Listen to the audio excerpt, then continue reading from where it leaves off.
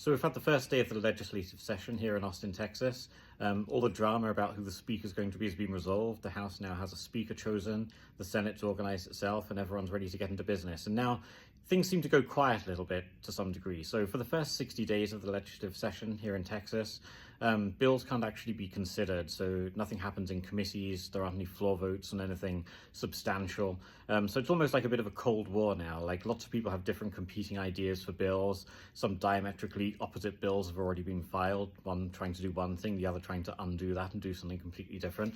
But not much is going to happen out in public. Now it's kind of a game of organization. So people on both sides of an issue try to organize. They'll try and build support for their particular bills. They'll try to make any amendments they think to potentially strengthen those bills, add them, change the scope potentially. Those that oppose bills are busy trying to marshal opposition to those bills or try to dilute them, find ways that they can maybe make a committee substitute that would change the scope or extent of a bill, or they might try to find work on potential future floor amendments or points of order that they can use to defeat those bills. So although it seems like not much is happening there for a while, like you won't see any fiery debates happening on the House floor for a time, there won't be exciting, witnesses happening in the committees, at least for a little while.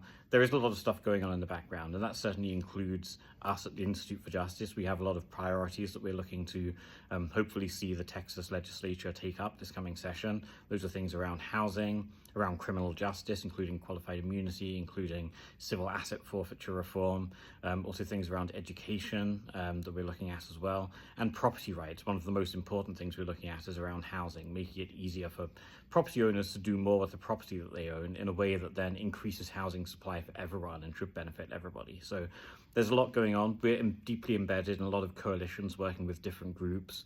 We'll work with anyone that kind of shares those priorities. They could be Republican, Democrat, Independent, left-wing, right-wing, or none of the above. So we'll work with all different people on different issues wherever our priorities align.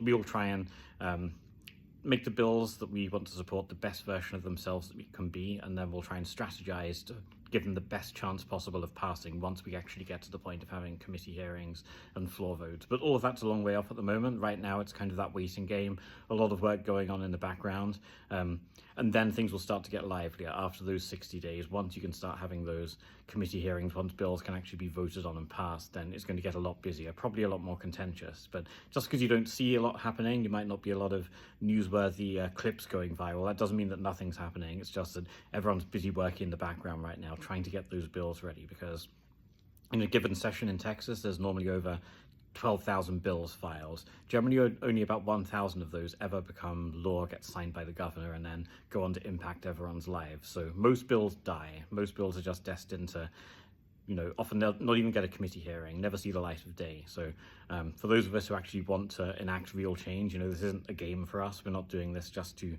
get retweets on social media. We have priorities that we think will increase liberty and prosperity for all Texans, for all Americans, and we want to see them actually implemented in the way that works. So the legislative language is important to us, the way that the bills are written, and the scope of those bills is very important. So we'll be working very hard to make sure that those are good. We'll be working with our friends and allies to do that. Keep following my social media, and I'll try and bring you inside the halls of power as we work on that, show you how the world of legislative law actually works, because at the state level, this is where a lot of the law that actually governs your life happens, right?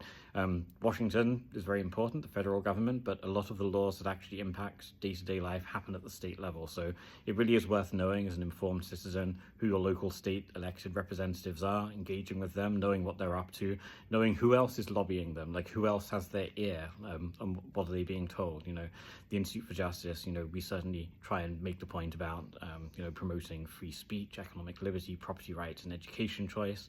Those are our four kind of main areas, and we look forward to advancing those in Texas in the coming session.